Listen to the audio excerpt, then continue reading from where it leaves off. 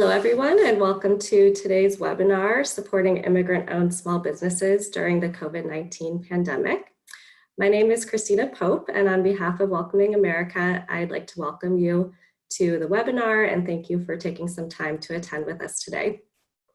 Welcoming America is a nonpartisan, nonprofit organization that helps communities become more welcoming and inclusive to immigrants and all residents.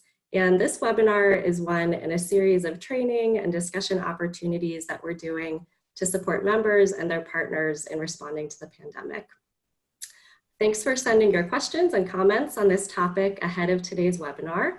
We've adjusted the content to speak to those ideas. And also, if you have any questions or ideas during today's presentation, please go ahead and enter those into the chat feature on your screen. And our panelists will try to get to as many of those questions as possible. Also know that we're recording today's webinar and we'll plan to share it out with you all after we finish up. As you know, during a portion of today's presentation, we'll be moving each of you into breakout rooms for some smaller discussions. So many of you have already pre-selected the room where you'd prefer to be placed for the discussion, so you'll move directly into that room. If you haven't pre-selected, we went ahead and randomly assigned you to a room, so you'll be moved into that corresponding room when the time comes. Now it's my pleasure to introduce you to the speakers joining us today. We have with us Daniel Cowen, Evaluation and Fund Development Lead for the Build From Within Alliance. Thanks for being here today, Dan. We have Mihailo Temali, founder and president of the Neighborhood Development Center. Thanks for joining, Mihailo. And Gloria, director of the New American Welcome Center at the YMCA of the University of Illinois. Thanks for joining, Gloria. And finally, I'd like to turn things over to a close partner and our moderator for today's presentation. That's Steve Tobocman, executive director at Global Detroit. So Steve, turning it over to you. Great. Thanks, everyone, for joining us today. I know your days are probably like ours at Global Detroit, and it's just a series of fires that you're putting out. So thanks for making time for this. I want to thank Welcoming America for really the series of COVID-19 responses that they've been facilitating. I want to thank the team for jumping on to support this, as well as our speakers today, and want to make sure we have as much time to hear from them and to get your questions. I would encourage everybody, if you're on, if you can mute yourselves, that'd be really helpful as you get on. And secondly, there is a chat function that hopefully everybody's familiar with these days and into our Zooming experiences. And feel free to write comments, helpful tools and resources. I think that the audience has as much knowledge as any of us, and to write questions that you want us to address in the chat, and we will try to get to them. So you can move us forward, next slide, in the Zoom, and we'll talk a little bit about what we hope to accomplish. But you can see that really this webinar is for a variety of audiences. We want welcoming initiatives and immigrant and refugee service organizations who might not do small business work to be here today.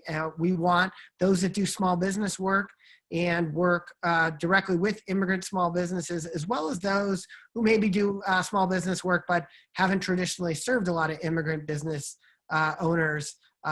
We have stuff for everyone today in our discussion, and we'll be addressing all audiences in our questions and answers. So we're going to hopefully get as much as 45 minutes of discussion before we go to some breakout rooms. There'll be 3 breakout rooms based on, and the design one is, as I mentioned, welcoming initiatives that don't do small business work. A second breakout room is for those who do small business work and have a large immigrant business ownership clientele. And then a third is for those who do small business work but don't currently connect with a lot of immigrant small business owners. Those rooms will allow you a little more participation, and we'll be there for 25 minutes before returning to this room for 15 minutes. We will have a recording of today's webinar, which we will circulate and that you can share through a link to the Zoom recording with your partners and communities. And if you really are new to Welcoming America or this kind of work, we really enjoy a network of folks around the country that have been working to more inclusive economic development work, including small business inclusion. Anthony, I don't know what the process is to muting all the people, and might be as they sign on, you have to mute them, but whatever you can do to help mute our audience would be appreciated. So, you know, there's the Welcoming America Network, which has hosted the Welcoming Economies Global Network, We Global, for the last several years. And that has connected several dozen of us across the Great Lakes region. And Welcoming America, of course, connects us across the country. And then both Dan and Mihailo, I think it'll probably come out during their conversations, are working with about 9 communities that serve low-income entrepreneurs of color, including immigrant entrepreneurs in 9 cities across America, from Anchorage to Miami. So with that, next slide, we're gonna just briefly talk about why is it so important, and particularly for those who maybe aren't already engaged in welcoming initiatives or who are doing small business work but don't connect with immigrant business owners. Just some research. This is a little outdated, but in the midst of this crisis, I really didn't have time to update these factually. For those who might be new to Zoom, you'll need to mute yourself, and if you put your cursor towards the bottom of your screen, there's a mute button on the bottom left that should pop up that you can mute yourself. So immigrants are about 13% of our nation's population, about 45 million foreign-born people. They make up 16% of our labor force, 18% of the business owners in the country, but 28% of our Main Street businesses. And these are businesses that have so disproportionately been impacted by the COVID-19 crisis, because these businesses really depend upon kind of retail sales, and most operate by you coming into their establishment. Next slide, Anthony. So when we say Main Street businesses, we're really talking about the businesses that are the lifeblood of any community in any urban area or a small rural town. These are your dry cleaners, your grocery stores, your restaurants, and this percentage that you see are the percentage of those businesses that are immigrant-owned in the United States. This is data from the Fiscal Policy Institute in a really groundbreaking study that they did called Bringing Vitality to Main Street, How Immigrant Small Business Owners Help Local Economies Grow, and you can find that online. It came out about 5 years ago. So next slide. So it's not just that they own a lot of those businesses, but really they've been the source of the vast majority of Main Street business growth in America. These are 31 metros of the 50 metros where all the business growth over that almost 15-year period came from immigrants, business owners. This is the net change. So I'm not going to spend too much time on the slide, but in the other 19 of the 50 largest metros, the majority of small business, Main Street small business growth was in the immigrant community. According to the New American Economy, using a slightly different 15-year window, right around that same period of time, immigrant Main Street businesses grew, all businesses by immigrants grew 50% over those 15 years, whereas across the country we had 10% fewer businesses that were owned by US-born owners. So it's been not only an important part of our economies across the country, but a growingly important part. Next slide. And that's why we think that even if you don't concentrate on immigrant small business owners, you ought to be, during this crisis, thinking about how to reach them. According to the New American Economy, in 2017, there were 3.1 million immigrant entrepreneurs, and they employed 8 million Americans and generated $1.3 trillion in sales. So it's a really important part to our communities. And in a second, we're going to get into their unique needs and questions. So next slide. So I'm so pleased to be joined by three friends and folks who are doing really extraordinary work around the country. And I'm just going to start with a question to the panel. And again, you may ask questions through the chat box, or if you have questions that are generated through the discussion, please use the chat function. Again, move your cursor to the bottom of your screen, and you'll see a little chat thing that you can pull up. So the first question is, what are some of the unique barriers that immigrant business owners face? And I'm going to turn to Gloria Yen from the YMCA of University of Illinois and the New American Center coordinator. Gloria, what are some of the barriers that you notice among immigrant small business owners? Yeah, so I would say that one unique barrier that we've noticed here is meaningful language access. So when we're looking at whether that's access to digestible and relevant information for businesses, to social capital, to technology and connectivity, or to banks and lenders, in the immigrant business community, all of these are exacerbated by the lack of meaningful language access. There's a lack of up-to-date materials, or even sometimes materials, period, in the languages that business owners need right now. And moreover, there's also a gap in really timely and culturally competent dissemination of these materials and information. Yeah, and I've noticed here in Detroit that extends to just the amount of information that's flowing. So even if they have some English proficiency, sometimes they can't absorb all the fast flowing information. We're going to touch on that later today.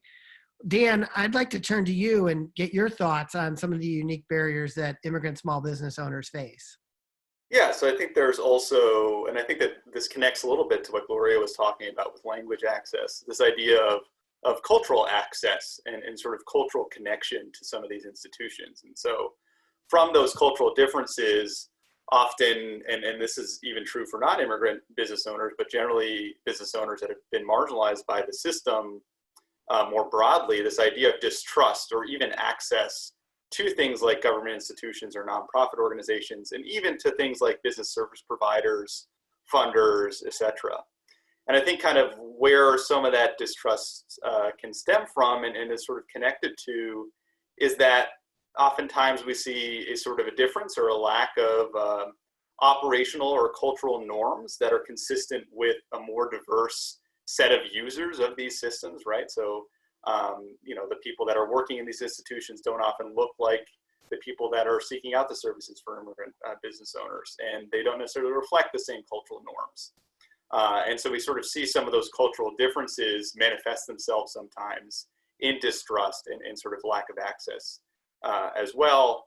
And the idea that the way that you might do business in your home country, or if you're someone new to the United States, could be drastically or sort of somewhat different from the way that things operate in the US. And so there can also be a lack of trust that stems from a kind of misunderstanding or sort of a different way of doing things between the starting a business in the US versus the context of what your home might be like.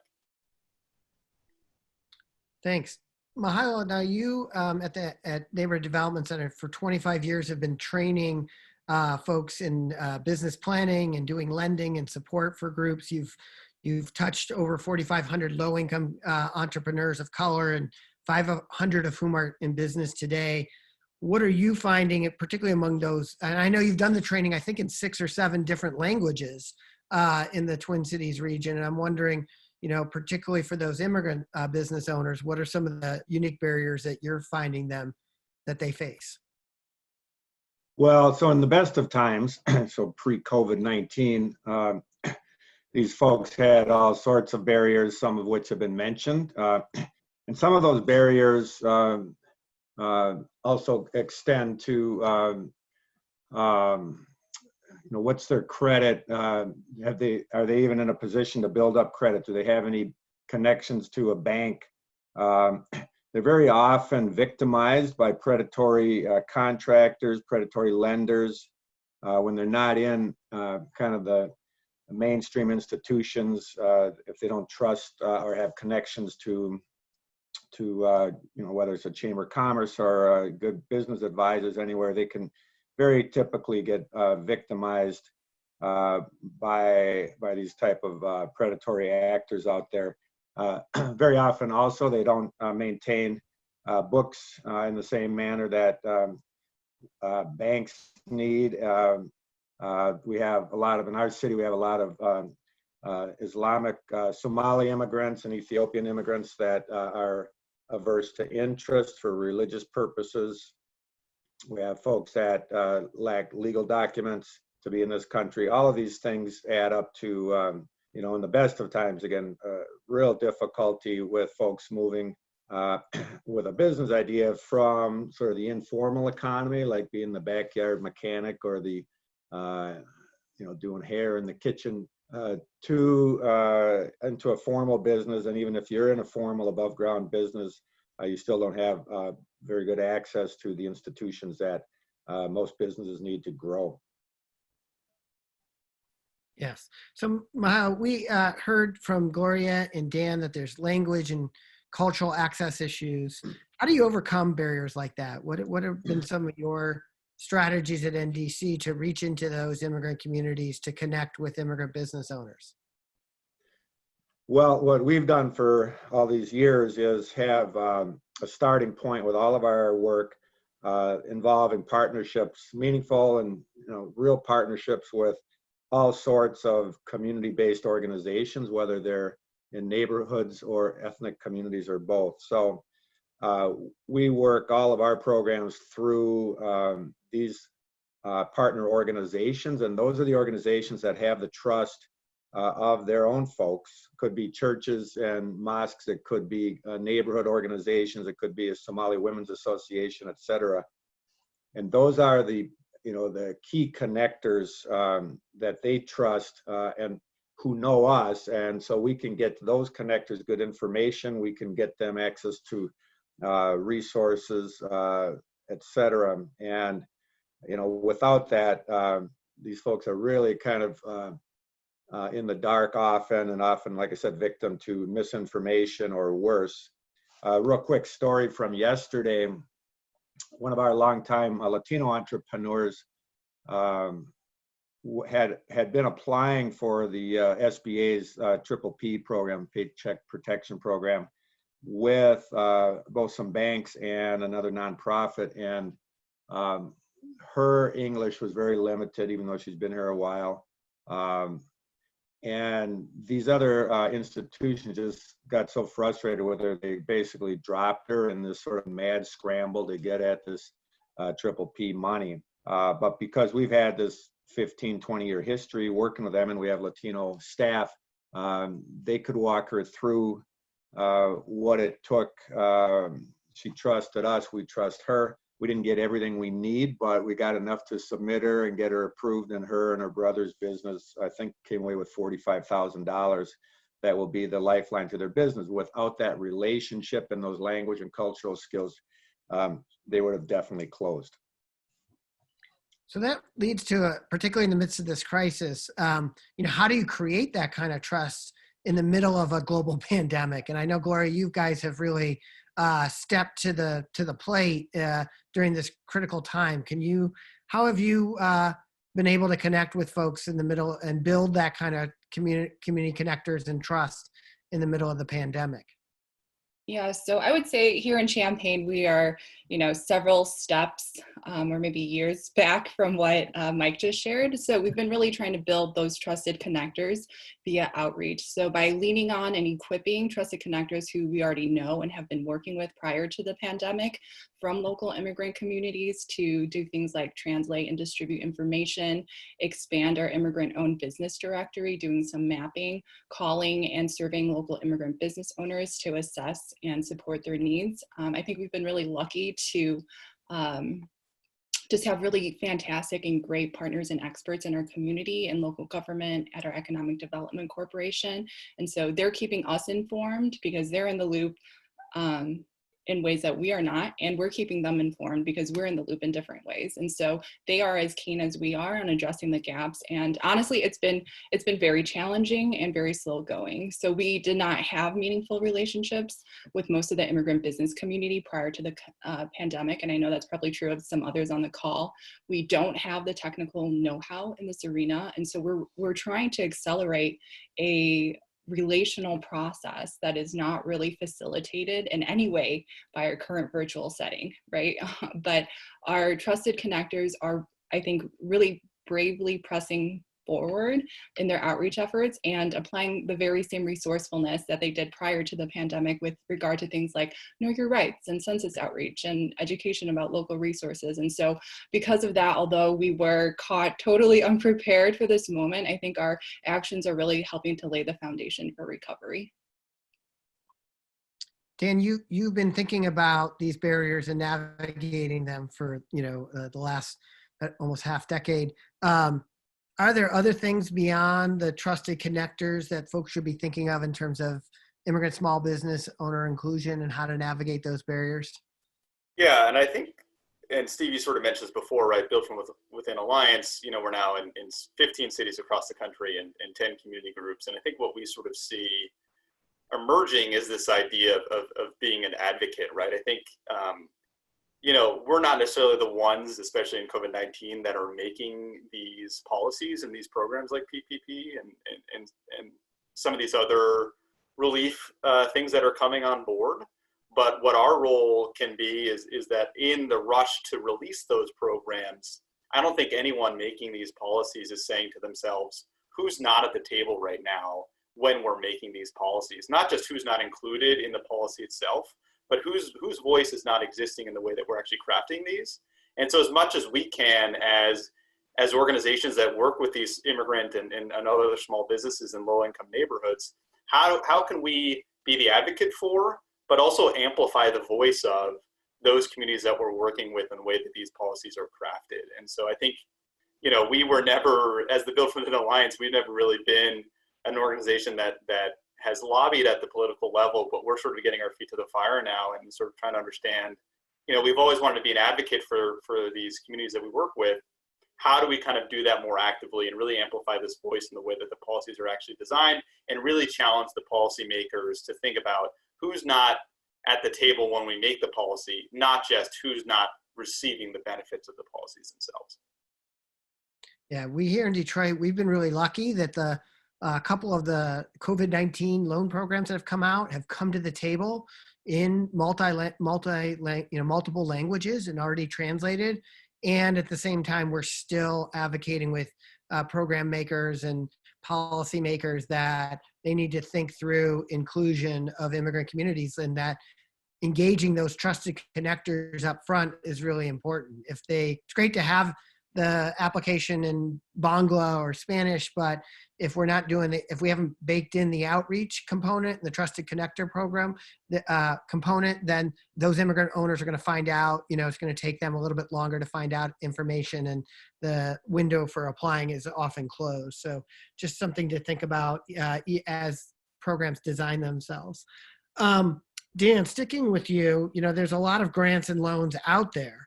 And so how are the members of Built from Within Alliance, and how do local groups make sense of all this information and all these grant loan opportunities? What is the role that people on the ground, be they welcoming initiatives or small business support organizations, how do they, what do they do with all this information? Right. I mean, there's something new coming out every minute, right? And so how do you kind of manage all that? And what we've seen is that there have been some great solutions or sort of mitigators of information out of places like the Duke School or the Fuqua Business School there at Duke. But in terms of what role we can play as sort of service providers and people on the ground, I think what we sort of say is that, yes, this is a crisis, but it doesn't mean go run in and get as many loans, as much money as possible right away. I think we really challenge our businesses to kind of think about, hey, have that same dose of skepticism in sort of thinking about loan and grant programs, right? If I didn't need a loan before, or if I decided I didn't want one before, what's sort of different about now in sort of using that program? and sort of and instead of kind of trying to describe or sort of have a lot of information about all the different programs, I think trying to really understand what's different about these loans, what's different about these grants from things that already exist or ones that are already out there. And as I think about, as me as a business owner or me as a business service provider to that business, really challenging to think about how does this impact my strategy taking on this loan or this grant? And what is it going to do for me in the long term?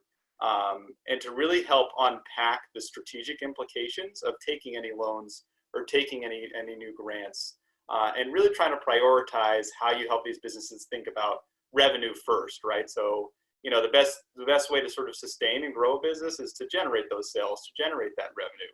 So does that loan, does that grant help me do that? Or are there other mechanisms that I should think about using that would help me sustain my revenue now or grow my sales now, that would be more effective than some of these other programs? And so I think it's really important to kind of always consider these things within the strategic context of your business itself. Yeah. That's a great question, you know, that I want to turn over to Mihailo, which is that, you know, you guys at NDC, you worked on a massive public transportation project that shut the street down for, I think, like 2 years, and had to support, you know, several hundred minority businesses in dealing with that. So what lessons do you draw from that experience that you can use in the COVID-19 crisis? Right. So that was the light rail project on University Avenue and from Minneapolis into St. Paul. And we had 800 small mom and pop businesses. A very high percentage were recent immigrant, Hmong, Vietnamese, Somali, Ethiopian, Latino, plus African American and white businesses. So there had been about a 3 or 4 year run up to that project with endless meetings and changing information, and what that caused was a whole lot of people, a lot of business owners being both really sort of suspicious of what they heard and angry about things and sort of freezing up. What we tried to do was view them first and foremost as entrepreneurs, that these are people that already, you know, they have all the skills and attributes that we honor about entrepreneurs, which is, you know, fresh ideas. They're adaptable, they're resilient, they work incredibly hard, and so here you had 800 owners that were sort of frozen in fear and anger. We went into them one at a time through, again, a whole series of community networks. Somebody would introduce us if we didn't know them already, and we would approach them specifically around building out their web presence and their branding, so that there was something right away for them to kind of latch onto that was, number one, kind of different than let's go to a meeting or can we survey you or do you want a loan, but rather can we build out your branding and your web presence for you. We'll do it for free. We'll do it fast. And that way we kind of, in a sneaky way, we got them thinking about marketing in this moment where all they were thinking about was everything is going to crash and burn and shut down here. And so in that fashion, then we got over 400 of them to you know, learn how to do that. We did it. We taught them. We launched these web-based marketing programs, and they could start getting new customers and, frankly, younger customers. Their next generation of these owners very often were at their side. The kids are helping them with all this and taking more interest. And so in that fashion, they really freshened up their whole business, even while customers effectively couldn't get to them for 3 years.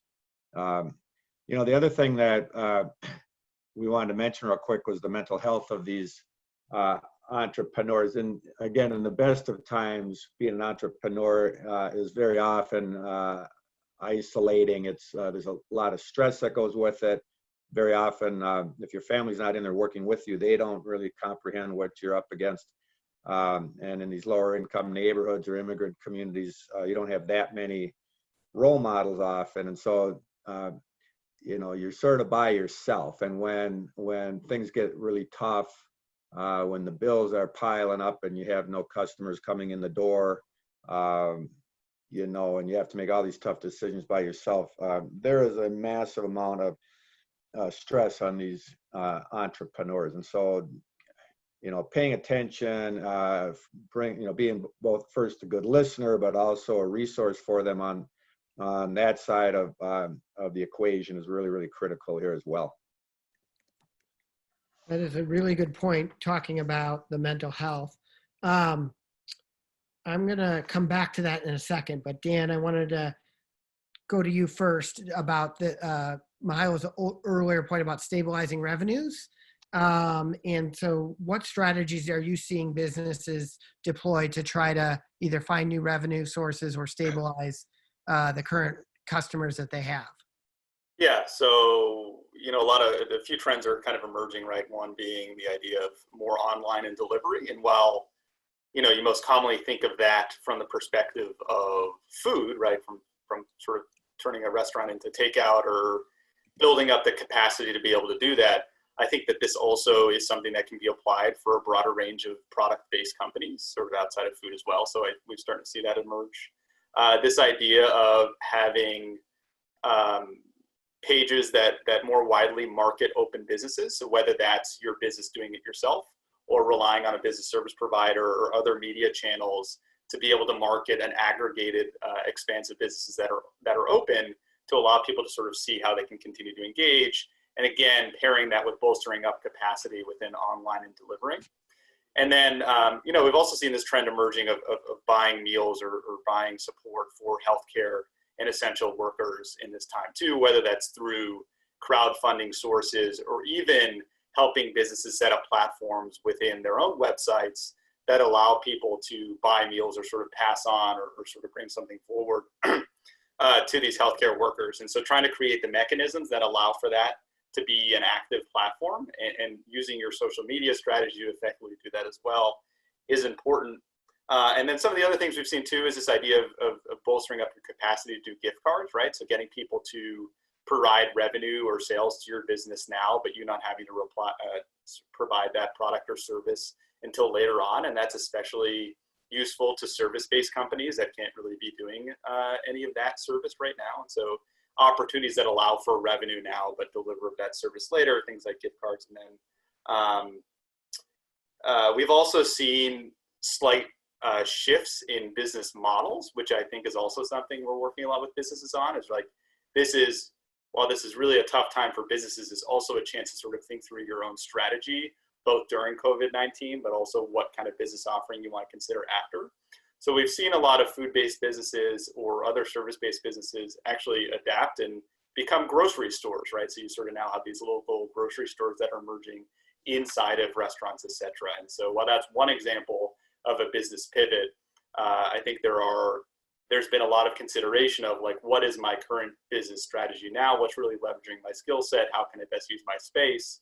And what implications does that have for my business when COVID-19 comes to an end here? And so really being really conscious about that, both from a perspective of now, but also what happens later. So on the other side of a business's balance sheet is the costs. And Mike, what are some of the cost cutting suggestions that you're seeing businesses deploy during COVID-19 that we could be coaching them on? Well, first and foremost, we find that with the folks we work with, which are really small kind of micro businesses or small mom and pop, getting their books in any kind of shape is very often challenge number one, because I think, you know, the move from the informal cash economy to, you know, right above that line in a formal business is often a pretty gradual thing, and people still work a lot on a cash basis. They don't really know what all their costs are. They don't know what their costs are per unit of what they're selling, et cetera. So we do a lot of work with folks on getting their accounting or even their basic bookkeeping and record keeping straightened out and getting them to understand that. Beyond that, obviously, you have fixed and variable costs, and everybody's, you know, pretty skilled if you're an entrepreneur at cutting your variable costs, which may, right now, with, pretty much most restaurants in our state anyways, they've had to lay off the bulk of their employees. If they're doing any takeout or delivery right now, they keep a few employees around, but other than that, that was their biggest cost right away. Negotiating with everybody that you can about all your fixed costs, including rent and even utility. I mean, the first thing that happened in the Twin Cities was the utility said they wouldn't shut anybody off. So during this pandemic shutdown. So I'm pretty much sure that's the first bill people don't pay for right now. The problem though is that you're piling it up for when you reopen, and everybody's hearing more and more how the reopening of the whole economy and maybe particularly restaurants, among other things, are going to be real gradual. And so, it's really not a good strategy to defer rent that comes up in a balloon payment on June 1st, for instance. You're not going to have the money to do that. There are plenty of emergency funding programs that are flying around everywhere. Everybody's kind of going after them, and and many of them do involve debt. But if it's 0% interest, it might be something you have to consider for getting through the the rebooting time or the reopening time for your business, because you're likely to have some balloon payments at that point. I mean, I think you've always been a great partner in helping me understand how for low-income communities of color and immigrants, we have to be very careful with how we sell entrepreneurship and staying in business and staying open during this time. It is great for the economy and staff, but it could really have long-term consequences for those owners. And it's something that we have to think about as we counsel them. And not everybody should be jumping out and getting more capital, even if it's a grant, if indeed it means, at the same time they're piling up bills that they'll have to pay at some point. So I think that's a really important point, which leads to kind of the last prepared question we had, and we have about 5 minutes before we break into rooms, which is touching on something Mihailo mentioned earlier, was the mental health of these business owners. So, Gloria, you've done some work to both small business owners, but also just the community in general, really focused on trying to help around mental health issues in the middle of this crisis. Talk about what you've been doing in Champaign-Urbana. Sure. So a few different ways that we've been trying to support the mental health of immigrants in our community, including business owners. We have a immigrant relief fund, so that not only provides emergency financial assistance to immigrant families, many who are cut off from different, both federal and state relief, but also helps connect them to some of the resources that they need. And in doing so, that staves off a little bit of the immediate stress and burden. At this point, we've received over 90 applications from local immigrants, including business owners, totaling nearly $100,000 in requests for assistance. We've also created a COVID-19 resource guide for immigrants in Champaign County, centralizing information on a lot of different types of resources and supports. And there's a section in there particularly focused on mental health supports. Beyond providing direct relief, we've also tried to encourage, like Dan was saying, the purchase of gift cards to really create opportunities for revenue at immigrant-owned businesses. And we've actually done that in a fun way through a bingo game adapted from a great resource that Church World Service created.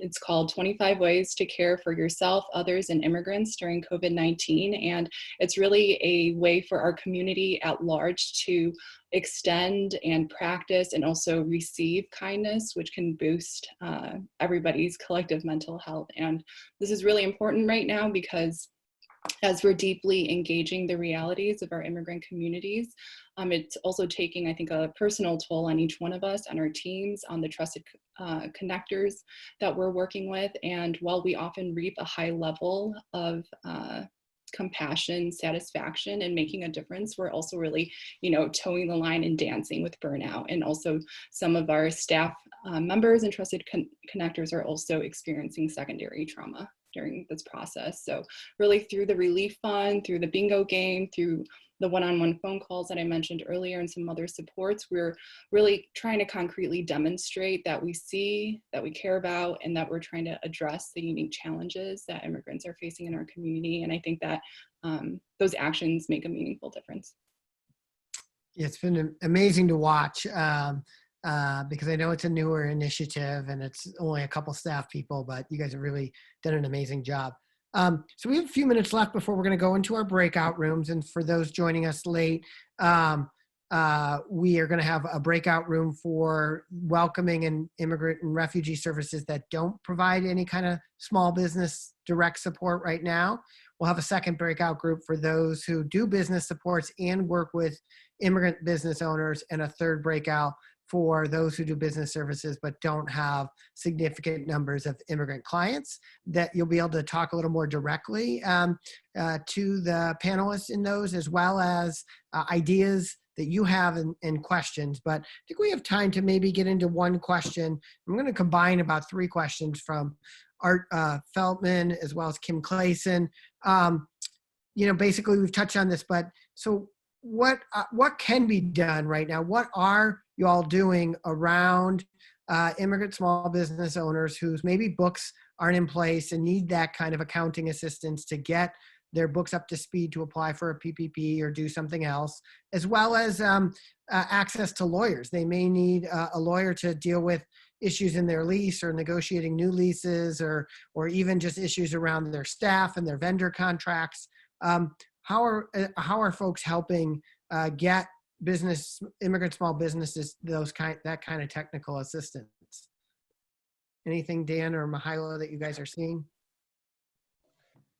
Yeah, let me jump in with what we're doing at the Neighbor Development Center, and I'm sure this is true with other folks on this call. But number one, on the legal side for one thing, this pandemic and these shutdowns happened so suddenly that it's not like you had months to, get people's books in order with them or straighten out legal problems.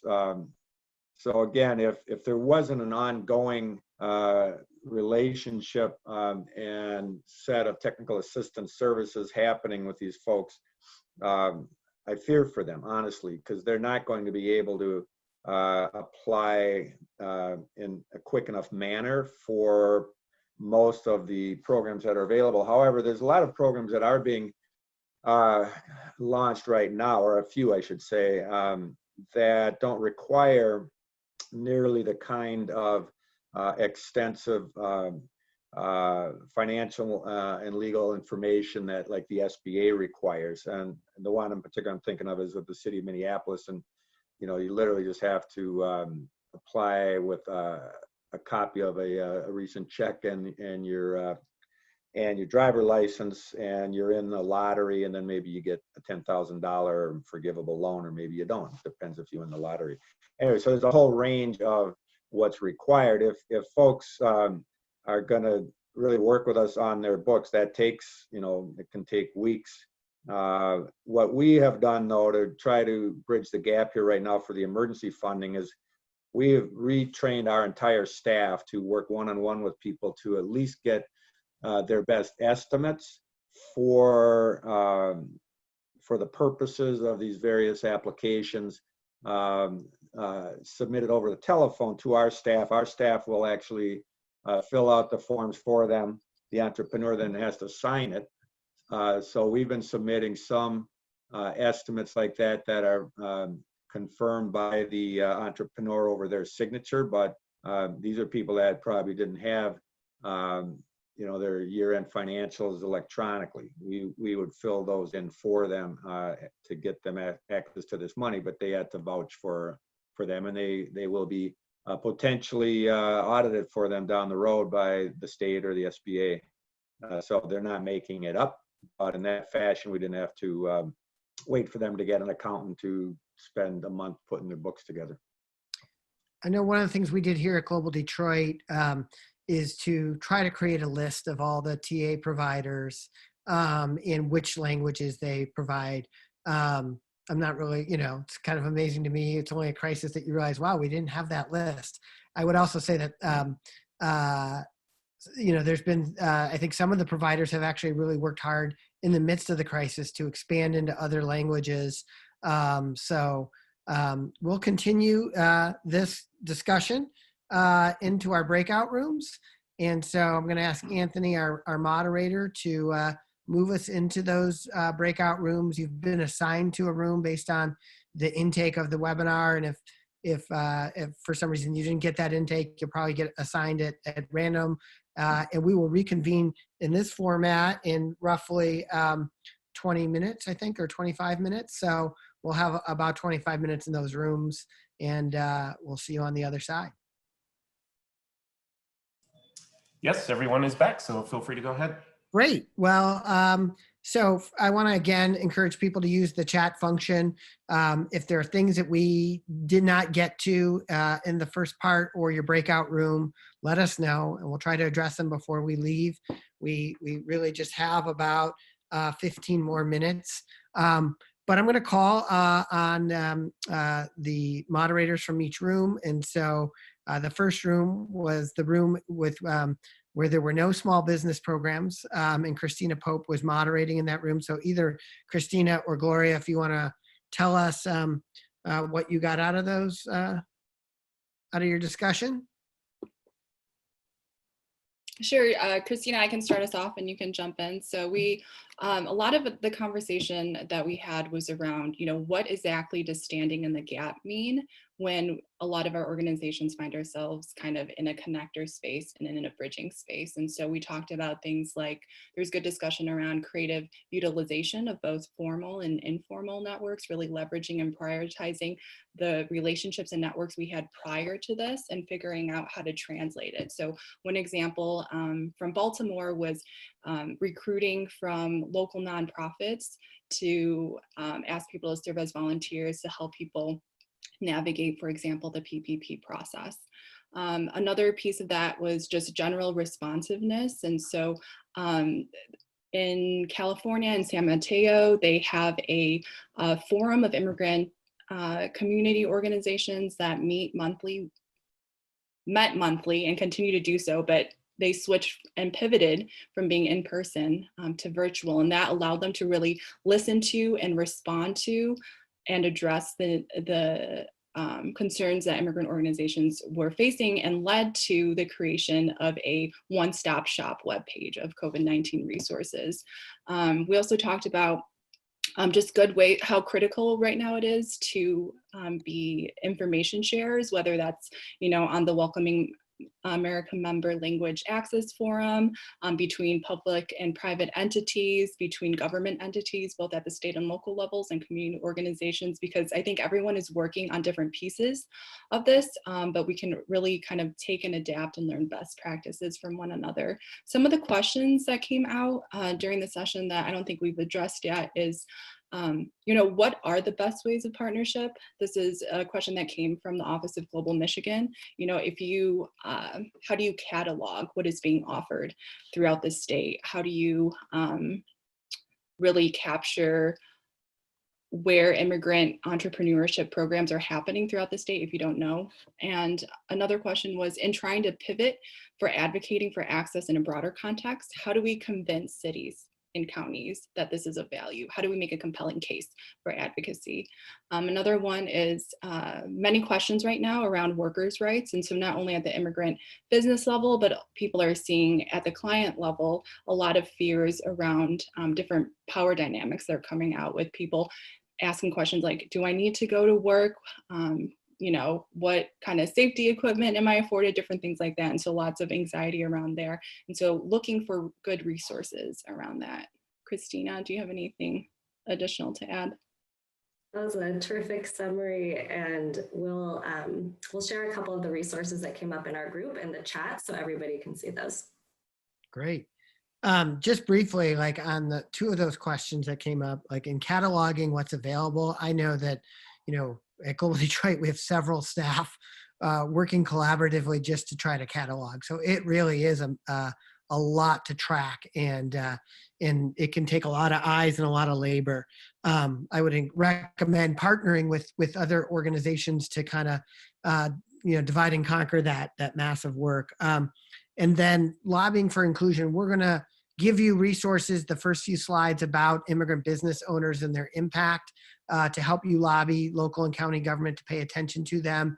And those resources will also be in the materials we send out afterwards. But if you haven't seen the New American Economies Map the Impact data website, you can go to virtually we can go to all 50 states, most major metro areas, lots of geographic breakdowns where they've written reports identifying the impact that immigrants have on the economy as well as immigrant entrepreneurs. And so using that data can be very helpful. So next, let's turn to my room. I'm going to let Molly report from the room where there were small business programs who had fewer immigrant business participants in their programs. Thank you, Steve. And I will be brief here. I think really one of the first things that came up was really about making connections. And I think that was the piece that Gloria was touching on as well. Who are the trusted connectors in your communities? Where are the spaces where immigrant and refugee communities are congregating? And some of those folks are business owners. Those seem to be the places that the folks who are getting asked questions about businesses, as well as many of the other programs that are coming out of the CARES Act. One of the things that I think most other folks really wanted to talk about too was how do we do this kind of outreach to immigrant-owned businesses and other minority-owned businesses in times of crisis when there hasn't been much infrastructure put together at the beginning. And so we spent quite a bit of time. I think most folks brought that up in their introduction and talking about that. And I think that would be a great piece for us to kind of get to or find some resources for the groups. That was kind of the hanging question for us. Great. And then finally on room 3, which was the small business programs that have lots of immigrant businesses that they serve, either Jordan and or Dan, if you guys could report out.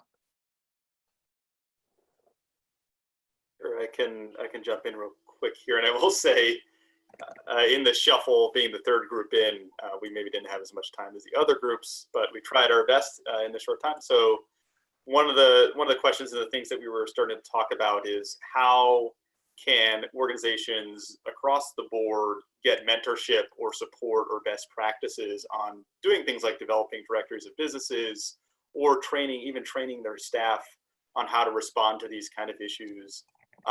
Regardless, since we talked a lot about the importance of networks like Welcoming America, networks like Built Within Alliance, and to really leverage the networks and the partners that exist across those to sort of think about how do we get those best practices, how do we share those effectively, and in this time that we're all getting better at sort of doing video chat, we can really, I think we are getting a better understanding of how we can share with each other, even if we're hundreds or thousands of miles apart. And so understanding that even if there's an organization that's doing something really well, really far away, there's still a lot of learning that can be done and had across the board within all that.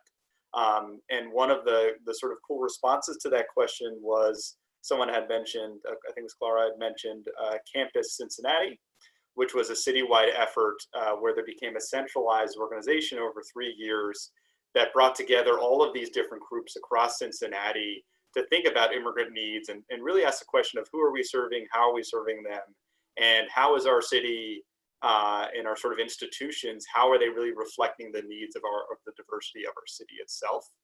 And so what we thought was, hey, it's that being a 3-year effort, it's kind of hard to do that in response to COVID-19 because that's all happening right now. But can we see this time of crisis also as a time for opportunity to think about how all of the groups in this call, if they don't have something like that in their own cities, to sort of say, hey, in this crisis, could this be an opportunity for us to start forming this group and bringing together the various organizations that are working on these issues to really advocate in a cohesive way for now, but also to sort of have something that sort of withstands and lasts beyond the COVID-19 crisis, because we know it's, the effects of this are going to be along, but also you know, just sort of beyond even COVID itself, centralizing and sort of coming together as a community becomes an effective way to advance for these communities more widely. And then, sorry, there was just one other question that we didn't get a chance to respond to. And so I'd love for people to give feedback on this either during the call or after, but this idea of having strategies and resources for businesses that are primarily seasonal and cash-based. So we think of farming and other industries, and especially for those that are in that industry that are not super financially literate. So how do we connect the TA to sort of make the case for strong financial practices? How do we sort of think about connecting strategy, business strategy, in a business that has sort of cash influx? And how do we do that with communities that are maybe not as financially literate, in a way that's comprehensive, but also simple enough that it becomes effective in their industry? So well, is there anything to add, Jordan, to what Dan said? No, I think he covered it well. Great. So I'm going to ask each of our panelists to try to wrap up with any words of wisdom or things that maybe they learned themselves on the call, and then turn it over to Christina in the minutes that we have remaining. So Gloria, do you want to go first, and then we'll follow that with Dan and then Mihailo? Yeah, I think that this was just a good reminder for me that there's a wealth of wisdom, I think, within the Welcoming America member network and also within the different people on the call. I enjoyed being able to make connections with people just in the chat during this, and just, you know, learning that, you know, even though it may feel like a scramble sometimes locally, that we are just continuing to do a variation of what each of us has already done for a long time, and that we are in a particularly, I think, we're in a particular moment of opportunity where the challenges that a lot of our communities are facing are kind of really elevated and more visible in ways that they haven't been before. And so that really allows us to, I think, use that and leverage that. And so I look forward to figuring out what that looks like together with everybody. Great. Dan? Yeah, I think Gloria hit it right on the head. I mean, this is amazing. I don't know what the end count was, but there was something between 70 and 120 people on this call. And I mean, just think about the wealth of knowledge and experience across the board there. And I think I'd really encourage everyone to not hesitate in, you know, this is a hard time, right? We're all very much scrambling, trying to respond to these issues.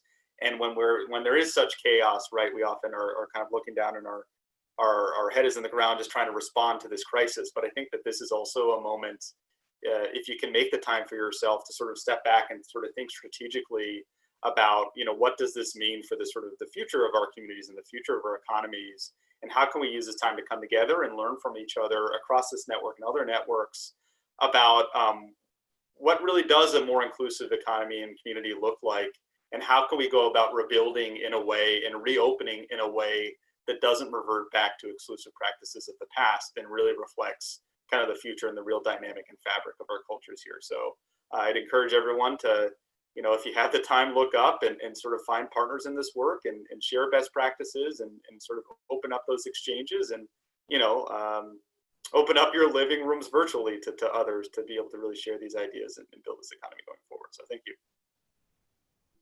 Mihailo, closing thoughts and reflections? Yeah, I heard that, you know, this has been a very sudden, unprecedented shutdown, but one of the things that came out loud and clear to me was that long-term ongoing relationships have been key for success in this moment.